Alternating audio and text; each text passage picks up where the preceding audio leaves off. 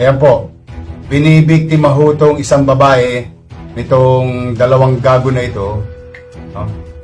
O, muntik pa saksakin. Biri mo, pera lang ang lakad eh. Doon sa netizen na nag-post, maraming salamat sa iyo.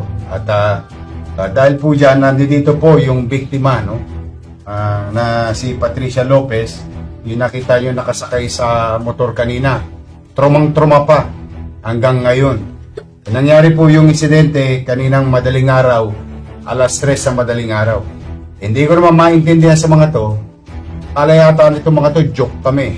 Bilang tugon sa pang-aabuso, pambibiktima kay Patricia Lopez. Gusto po namin i-update kayo. Ayan, pasok mo yung dalawa na yan.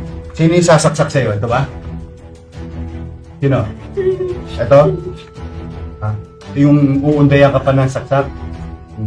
Kilala mo itong dalawang to? Yan yung nakita mo. Narinig ko yung boses nila kanina. Sino po yun? Sila yun. Ano ang mga nakuha sa'yo? Yung cellphone ko po. Tapos yung pera dinito ko ako dahil ng bills. Asan yung pera? Asan? Dodong. Ikaw, yung pangalan mo? Moises. Ikaw, Marlon. Nakanin yung pera? Pati yung cellphone. Ano yun? Huwag ka ng ina nyo. Kunin yung cellphone, ha? Ito na sa operatiba natin, kinuha yung mga water po sa Ba't sino si Dudong? Ha? Tangina mo. Sinungaling kami lahat ngayon. Ha? Siya ba yung nasa video? So wala ka doon. Hindi ka niya kasama. O, anong ginasabi mong siya talagang tumira? Putang ina nyo, sasaksakin nyo pa yung babae eh. Panginig kayo ng laman eh. Ano si Dudong? Doon nyo piniprenda lahat ng ninanakaw nyo.